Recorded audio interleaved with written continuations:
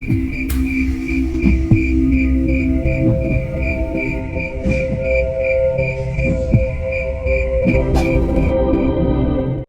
kasih sudah mau berkunjung kemari tuan-tuan sekalian. Aku adalah Liwung, salah satu pengawal pribadi yang mulia Kayo. Liwung memperkenalkan diri. Katakan saja langsung, apa yang ingin kau sampaikan saat itu? Kata Jaka. Baiklah, ikut aku kembali di kerajaan Kayo. Akan aku jelaskan di sana tuan, jawab Liwung. Sesaat kemudian, kami tiba di pendopo biasa, dengan bangunan yang biasa pula, tetapi sangat besar dan luas. Di mana Enggon? Kata Jaka. Jadi begini tuan. Liwung kemudian menjelaskan. Liwung dan Enggon adalah makhluk yang menjaga kerajaan Kayo untuk melindungi pusaka Raja Kayo. Suatu hari, ada makhluk dari wilayah lain datang untuk merebut pusaka Raja Kayo. Tapi aksinya digagalkan oleh kedua penjaga tersebut. Tapi tidak berhenti sampai di situ saja. Saat kedua penjaga itu lengah, salah satu pusaka Raja Kayo berhasil dibawa oleh makhluk itu. Kemudian Enggon mengejarnya dan belum kembali setelah sekian lama. Pusaka mana yang telah diambil? Tanya Jaka. Cemeti Raja Kayo dan tombak samudra tuan, jawab Liwung. Jaka berpikir sejenak. Jadi maksudmu kau memintaku untuk menyusul Enggon? Kata Jaka. Aku tidak bisa meninggalkan tempat ini. Aku hanya minta Anda mencari Maung dan ceritakan masalah ini. Dek. Tori seketika terkejut mendengar nama Maung. Tori pernah mendengarnya namun samar-samar. Apakah Tori akan bertemu kembali dengan Maung seperti saat dia masih kecil? Ayo cari Maung Jaka, kata Tori bersemangat. Ucapan Tori ada nada sedikit marah. Apakah Tori juga akan mencari Jogrek yang telah membuat Mbah Kun meninggal? Saat itu pimpinan Jogrek sudah berhasil dikalahkan oleh Mbah Sabar. Tetapi masih banyak Jogrek yang lain berkeliaran. Sepertinya Tori akan melampiaskan amarahnya. Liwung mengatakan kepada mereka pusaka Raja Kayo telah dicuri oleh makhluk dari wilayah lain. Enggon salah satu penjaga pusaka mengejar pelakunya dan tidak kembali lagi hingga sekian lama.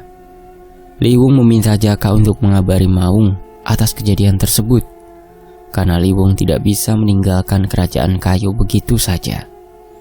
Sebelum Jaka mengambil keputusan, Tori duluan yang berinisiatif bersedia mencari Maung. Ada sesuatu yang membuat Tori tertarik, sekaligus haus akan dendam. Semenjak pulang dari kerajaan langit, Tori menjadi lebih emosional, terutama saat dalam keadaan meraga sukma. Di mana lokasi Maung? Kata Jaka. Tidak jauh dari sini tuan. Maung masih berada di wilayah kekuasaan yang mulia Kayo. Dia tidak akan pergi lebih jauh, jawab Liwung. Maksudku lokasi tepatnya ada di mana? Jaka minta penjelasan. Untuk itu, aku tahu, ayo berangkat. Tori langsung memotong ucapan Liwung. Lagi pula Liwung tidak tahu keberadaan Maung secara pasti. Tori masih ingat samar-samar. Meskipun sekarang orang tua Tori tidak lagi tinggal di Jambi, Tori masih ingat samar-samar hutan yang biasa dulu dia bermain masih berada tidak jauh dari lereng Kerinci. Jaka tidak banyak bicara. Dia percaya Tori mengetahui sesuatu. Semoga berhasil menemukan Maung tuan-tuan, kata Liwung. Mereka meninggalkan wilayah kerajaan Kayo.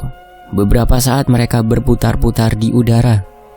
Tori mencari lokasi desa di mana dulu ayah dan ibunya tinggal. Pastinya, situasi sudah jauh berubah. Sepertinya daerah sini dulu orang tuaku pernah tinggal, gumam Tori. Langsung saja turun untuk memastikan, sahut John. Jaka langsung turun diikuti yang lainnya. Lingkungan di mana dulu orang tua Tori tinggal semuanya sudah banyak berubah. Sudah banyak rumah berdiri. Hanya ada satu yang tidak berubah, yaitu gapura yang masih berdiri kokoh, meskipun sudah banyak perombakan. Benar, ini kampung dulu orang tuamu tinggal di sini, Tori, kata Jaka. Iya, tidak salah lagi, jawab Tori yakin. Lalu di sebelah mana lokasi yang kau tahu keberadaan Maung? Lanjut Jaka katakan. Terus saja, jawab Tori terbang rendah, menuju tempat yang dituju.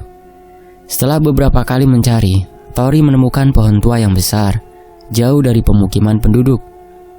Tori merasa familiar dengan pohon tersebut. Agak lama dia memandangi pohon tersebut.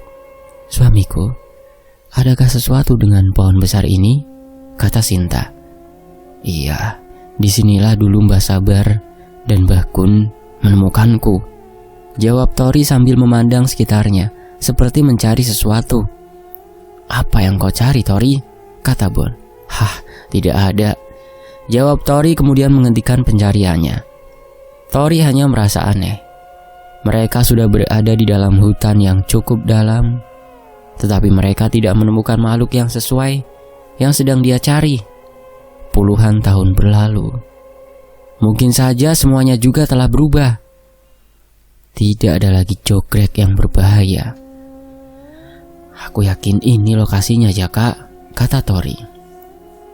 "Baiklah, jika begitu aku membuka portal gaib di sini." Jaka mulai mengucapkan mantra-mantra dan meraba angin. Bon hanya cengengesan melihat tingkah Jaka yang terlihat konyol baginya. Namun tidak lama kemudian, seketika suasana menjadi sunyi.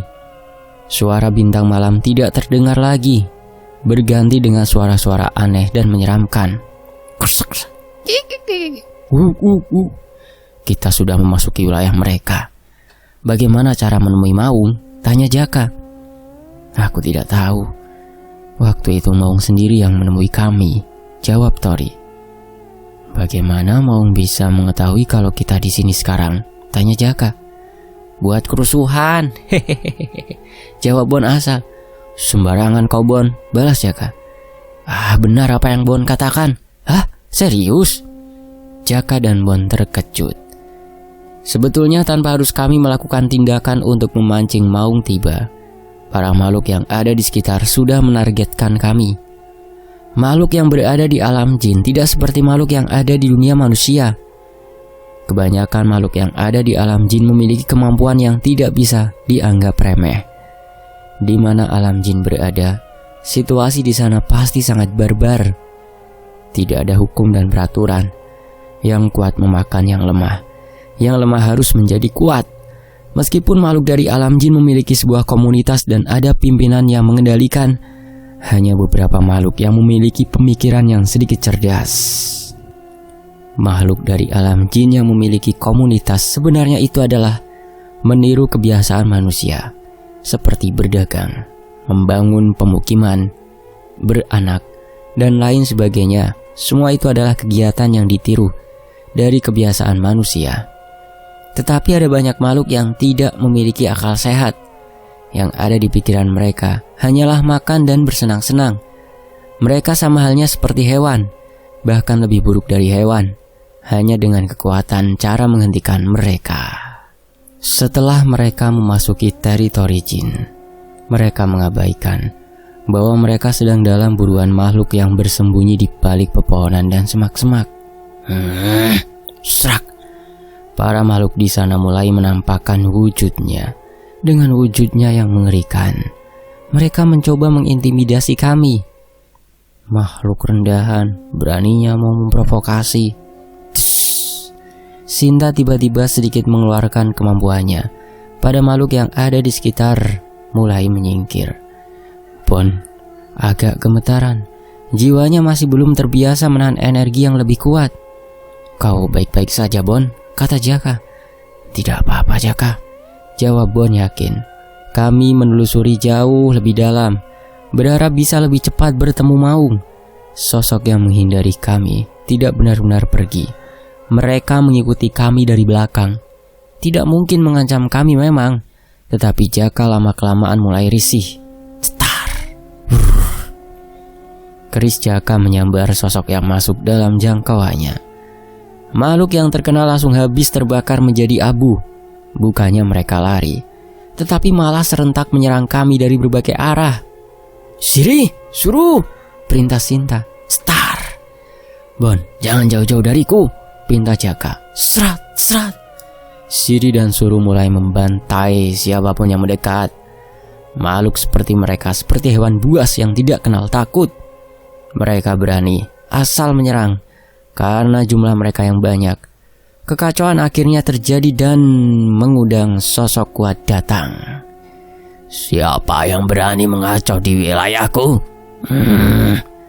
Panglima Maung datang dan menghentikan para makhluk menyerang.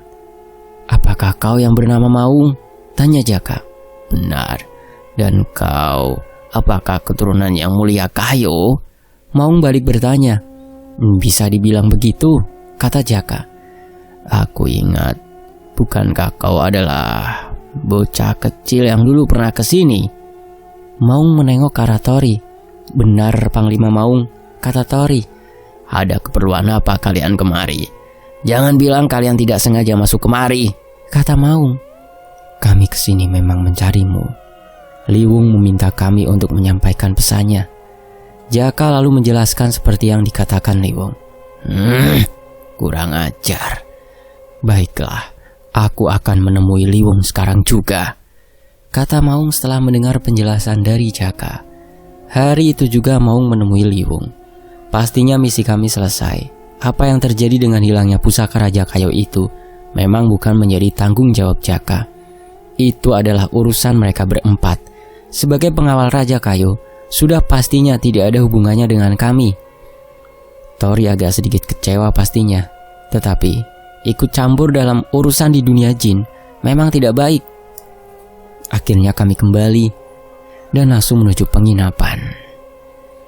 Kami menghabiskan waktu beberapa hari untuk istirahat di villa. Tidak ada kegiatan yang lain selain bermalas-malasan.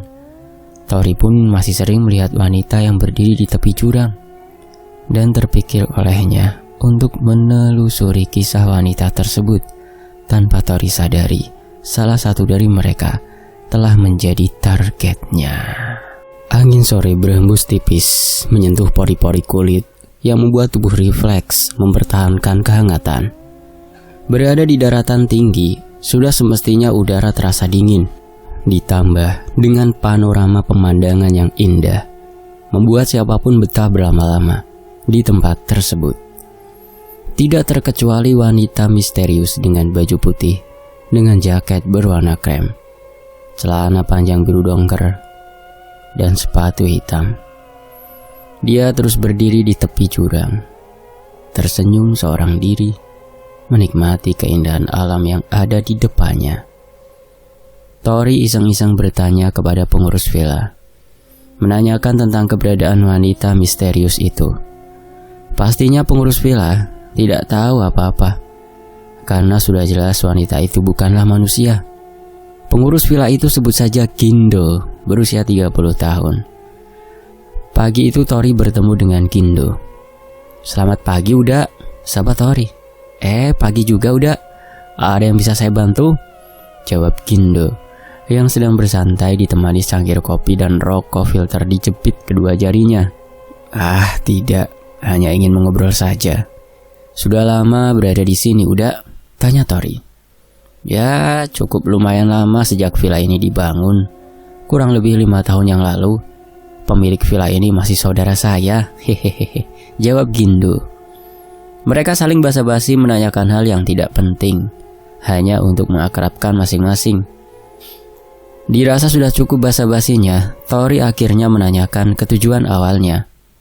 Udah, kenapa di setiap pintu ditulis dilarang berbuat mesum? Lalu apa setiap harinya sepi seperti ini Uda? Tulisan itu hanya untuk mengingatkan saja. Dulu awal-awal villa ini dibuka cukup ramai, tapi semakin kesini peminatnya semakin berkurang. Oh begitu. Selama 3 hari ini saya sering melihat wanita yang berdiri di pinggiran jurang. Apa ada yang menginap di sini selain kami Uda? Kata Tori pura-pura tidak tahu. Tidak ada Uda. Mungkin Anda salah lihat, jawab Gindo yang mencoba menyembunyikan sesuatu. Saya sempat menyapa. Katanya wanita itu adiknya yang menjaga villa ini. Udah sama adiknya di sini ya? Tori hanya mengarang cerita. Bukan. Dia bukan adikku, kata Gindo mulai panik dan seperti menyesal telah menjawab pertanyaan Tori. Tori sengaja menjebak Gindo dengan cerita yang dia buat-buat. Dan tanpa dia sadari, Gindo mengakui bahwa dia tahu siapa wanita yang Tori maksud. Sulit membohongi Tori, apalagi sudah jelas orang yang di hadapannya itu berbohong. Jika bukan adiknya Uda, terus siapa wanita itu ya? Jadi begini, Gindo akhirnya menceritakan yang sebenarnya. Sebelum villa ini dibangun, maaf nama villa tidak bisa disebutkan ya, menyangkut privasi. Sebelum villa ini dibangun, tempat ini dulunya adalah tempat wisata yang bernama Bukit Indah. Karena memang pemandangan di area ini memang sangatlah indah dan dikelilingi oleh jurang. Di suatu ketika ada rombongan datang, anak-anak SMA yang sedang melakukan acara kelulusan, didampingi oleh beberapa guru dan alumni. Mereka saling mengambil gambar dan bersukacita. Dulu tempat ini masih dikelilingi oleh pembatas yang terbuat dari kayu, karena banyak orang yang bersender di kayu saat itu. Pembatasnya tidak kuat dan roboh. Beberapa murid jatuh ke jurang. Beberapa mengalami luka dan satu orang hilang tidak bisa ditemukan. Tempat wisata itu akhirnya ditutup karena tidak memiliki keamanan yang cukup dan sempat terbengkalai beberapa tahun. Menurut cerita Gindo yang dia dengar, setelah beberapa tahun tempat wisata ini ditutup, ada sepasang muda-mudi datang malam-malam di tempat tersebut. Tidak apa-apa jika berada di sini. Sebut saja Clara 22 tahun. Tidak apa-apalah, di sini sunyi dan bagus pemandangannya. Sebut saja Bastian. Mereka berdua bercengkrama menikmati keindahan malam saat itu.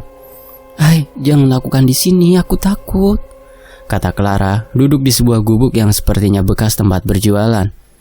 Tidak apa-apa, justru di sini aman, tidak ada siapa-siapa, desak Bastian. Mereka melakukan perbuatan yang tidak pantas. Jeritan Clara mengguncang birahi. Suara berdecit gubuk tua itu seperti mau roboh karena goncangan yang cukup hebat. Tidak lama kemudian mereka berhenti karena kelelahan. Siapa yang berdiri di sana itu? Kata Clara memegang kuat-kuat tangan Bastian. Siapa sih? Iya ya, ada orang. Ayo pergi saja, kata Bastian. Setelah mereka melewati orang itu, ternyata seorang perempuan dengan rambut yang tergerai. Bastian berhenti melihat wanita itu. Tubuhnya indah terkena sinar bulan yang terang saat itu. Terlihat cantik dan anggun. Neng, ngapain di situ? Celetuk Bastian. Ayo pergi saja, aku takut. Clara menarik-narik lengan Bastian. Wanita itu tertawa kecil dan membuat Bastian penasaran. Bastian mendekati wanita itu perlahan, diikuti Clara masih memegang tangan Bastian kuat-kuat. Neng.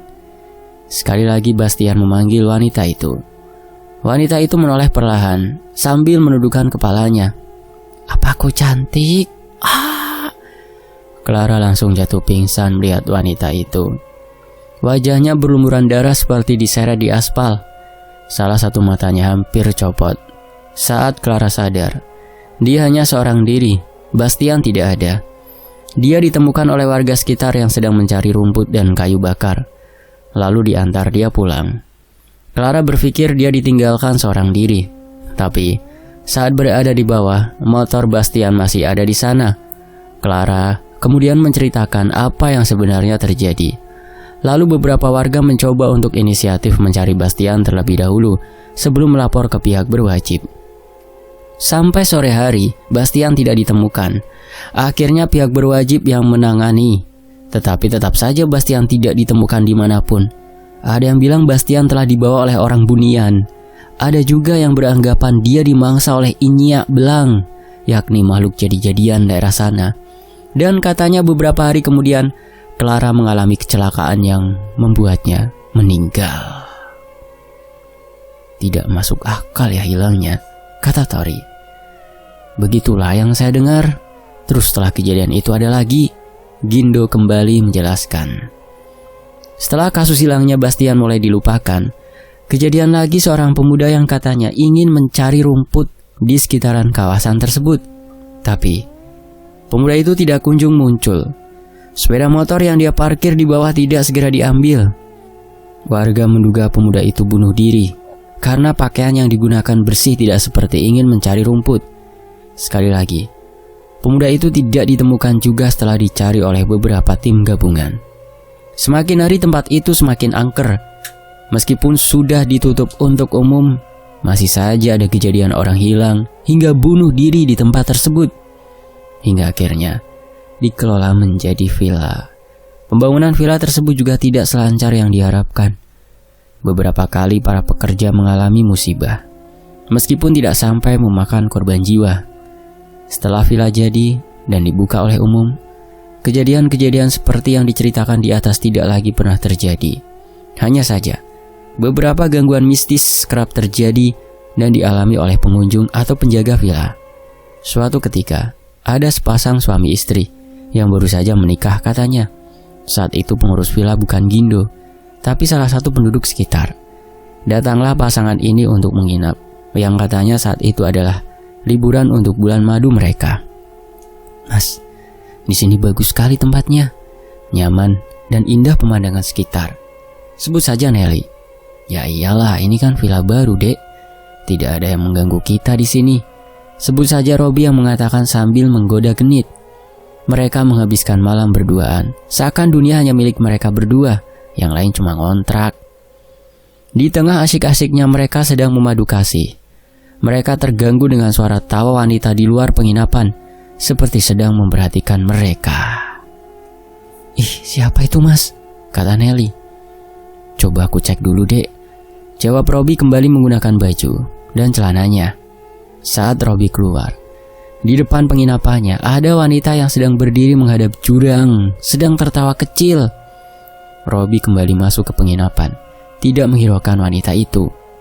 Siapa mas? Tidak tahu dek, paling itu pengunjung yang juga menginap di sini. Sudah, biarkan saja. Robi kembali ingin melanjutkan aktivitasnya yang tertunda. Mereka berdua tidak memperdulikan suara-suara yang ada. Untuk menutupinya, mereka mengencangkan volume TV-nya hingga pagi menjelang. Paginya Robi ingin cari sarapan sebelum check out dan bertanya kepada pengurus villa saat itu. Mas, semalam ada wanita di depan penginapan kami. Siapa sih ya? Kurang kerjaan sekali malam-malam berdiri di sana. Tanya Robi tanpa ada kecurigaan. Ngawur, udah ini. Yang menginap di sini ada beberapa, tapi yang perempuan hanya istri udah saja, jawab pengurus villa.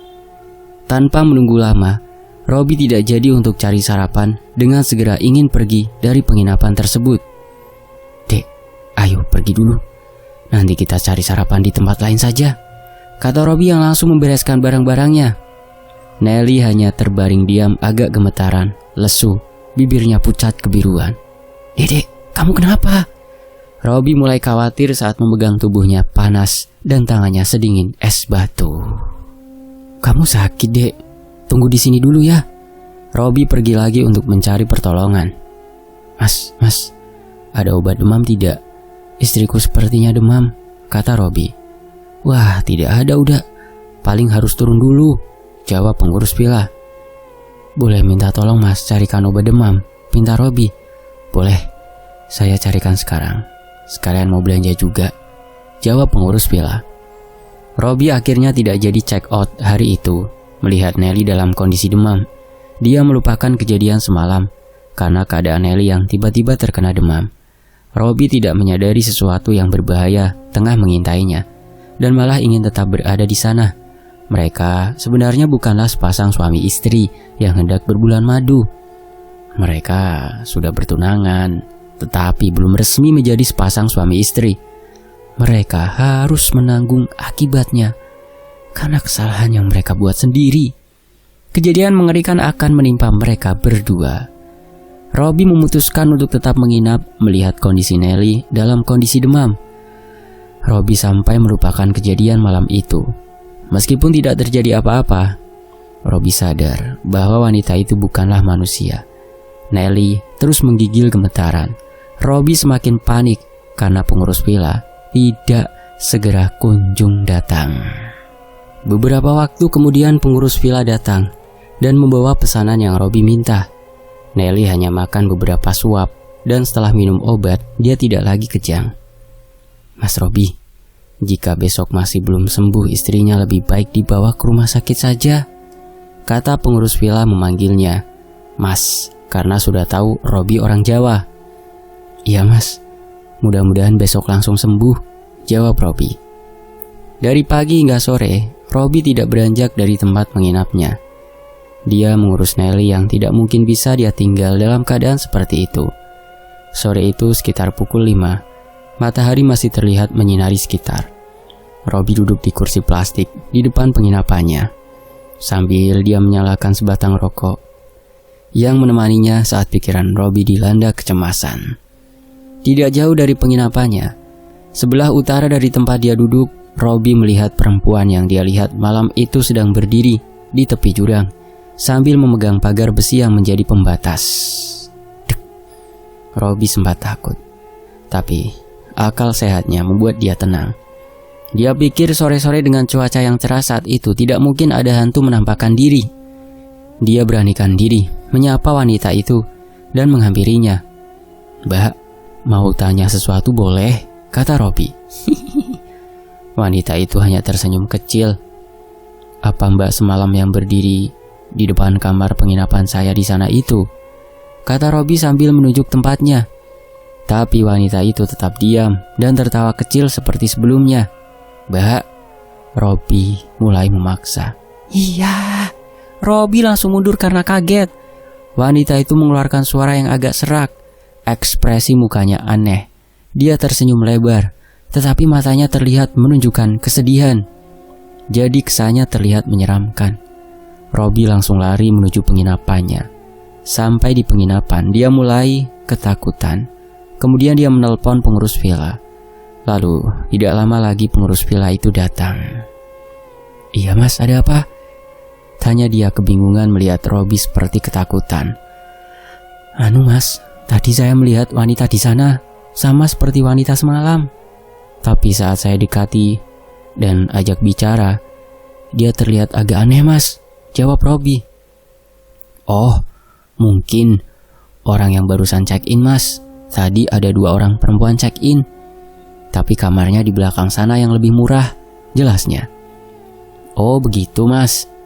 Nanti malam bisa temani saya di sini Mas, pinta Robi. Waduh, tidak bisa Mas. Saya harus ada di depan, katanya. Oh ya sudah jika begitu Mas. Robi kecewa permintaannya ditolak. Sore itu Robi berada di dalam penginapan. Siapapun yang dia kenal, dia hubungi melalui telepon. Berharap ada kawannya yang mau menjemputnya. Tapi sayangnya, kawan-kawannya jauh. Tidak ada yang bisa membantunya. Dia terpaksa menghubungi keluarga Nelly yang tinggal di Batam. Keluarga Nelly sempat marah, tapi akhirnya mereka bersedia datang pagi esok paginya. Robi harus mencoba untuk bertahan semalam. Saat malam tiba, keadaan Nelly semakin parah. Parah dalam artian dia seperti bukan Nelly yang Robi kenal. Seperti minum air di WC, senyum-senyum tidak jelas, dan bahkan memakan yang tidak sepantasnya untuk dimakan. Robi semakin panik saat menghubungi pengurus villa, tidak ada jawaban. Dia tidak bisa meninggalkan Nelly, tapi dia takut dengan tingkah yang Nelly lakukan. Saat pukul 9 malam kurang lebih, pengurus villa datang menghampiri Robi. Tok tok tok, Mas Robi? Tidak menunggu lama, Robi membukakan pintu. Dia ketakutan sampai menangis, tapi anehnya, saat pengurus villa datang, Nelly sangat tenang. Dia seperti orang yang sedang tertidur. Pengurus villa akhirnya menemani Robi hingga pukul 11.30 kurang lebih. Saat itu ada pengunjung lain minta pindah kamar karena TV-nya tidak mau nyala. Mas, saya tinggal dulu, istirahat saja. Istrinya juga sudah tenang. Besok pagi saya bantu carikan sarapan buat istrinya, kata dia. Robi tidak bisa mencegah. Lagi pula dia juga sudah lebih tenang daripada sebelumnya. Sejenak Robi merebahkan badan, matanya perlahan menutup dan akhirnya dia tertidur. Tepat pukul 12 malam, Robi terbangun karena Nelly mulai bertingkah tidak wajar lagi. Malah saat itu jauh lebih parah dan di luar nalar. Dek, kamu ini kenapa? Kata Robi sambil menangis. Nelly tertawa ngeri sambil tersenyum menyeringai dan berpose sedang kayang. Klak, klak, klak, klak, klak, klak. Terdengar suara ngilu tulang-tulang Nelly patah. Kondisi Nelly sangat mengerikan. Dia terbalik dan menjerit sangat kencang dengan suara yang mengerikan. Ah! Robi sudah tidak kuat lagi. Dia berlari menuju pintu dan membukanya. Saat pintu terbuka, Robi langsung jatuh lemas melihat sosok di balik pintu tersebut. Sosok wanita dengan seluruh mukanya hancur berlumuran darah. Seluruh tubuh Robi kaku, mulutnya terkunci, dan bahkan dia kesulitan untuk bernafas. Bahkan hanya sekedar untuk berkedip saja dia tidak bisa. Matanya dipaksa untuk terus melotot melihat sosok yang mengerikan tersebut. Nelly melompati Robi dan berlari keluar dengan cara merangkak. Robi tidak bisa mencegahnya karena dia tidak bisa bergerak sama sekali. Mulut Robi tidak bisa terbuka. Dia ingin berteriak setelah melihat Nelly melompati pagar besi yang melindungi sisi jurang. Nelly melompati jurang. Robi tidak bisa apa-apa dan hanya melihatnya saja. Sekian menit Robi tersiksa. Perlahan sosok wanita menyeramkan itu memudar dan hilang. Robi pun kembali bisa bergerak dan berteriak. "Tolong!" teriak Robi. Kemudian Robi lari ke arah jurang dan berteriak menyebutkan nama kekasihnya, "Nelly!" Atas keributan itu sontak para pengunjung keluar. Meskipun tidak banyak, hanya beberapa orang saja. Pengurus villa mendekati Robi. "Ada apa, Mas?" kata dia panik. "Nelly melompat," kata Robi tidak bisa menahan tangisnya. Malam itu juga mulai gempar. Pengurus villa mengundang beberapa warga untuk datang. Robi sangat syok dengan kejadian tersebut. Dia masih tidak bisa dimintai keterangan saat pihak berwajib datang. Saat Robi mulai agak tenang, dia sedikit demi sedikit menceritakan semuanya. Berawal semua itu karena ulah mereka sendiri bertindak yang tidak pantas. Mereka mengaku sudah menikah, padahal mereka baru bertunangan. Pengurus villa percaya saja saat mereka dimintai kartu identitasnya. Alasannya KTP masih belum sempat dirubah dan buku nikah masih belum jadi. Robi mulai frustasi. Bagaimana dia harus menjelaskan kepada orang tua Nelly saat semua pihak sedang sibuk. Pagi itu kurang lebih pukul 5 pagi, Robi melompat ke jurang. Robi ditemukan tewas mengenaskan, jatuh tepat di bebatuan besar. Seluruh tubuhnya hancur berantakan. Setelah kejadian itu, pengurus villa akhirnya memutuskan untuk berhenti. Katanya dia selalu dihantui Robi untuk minta ditemani dengan sekujur tubuhnya yang hancur. Penduduk sekitar tidak ada yang berani menjadi pengurus villa di situ. Hingga akhirnya Kindo datang yang menjadi pengurus villa yang baru hingga 5 tahun lamanya. Sebetulnya motifnya apa makhluk ini sampai mencelakai orang? Bersambung. Nantikan bagian berikutnya hanya di Fakta Sejarah. Terima kasih teman-teman. Terima kasih Sinta Diari. Wassalamualaikum.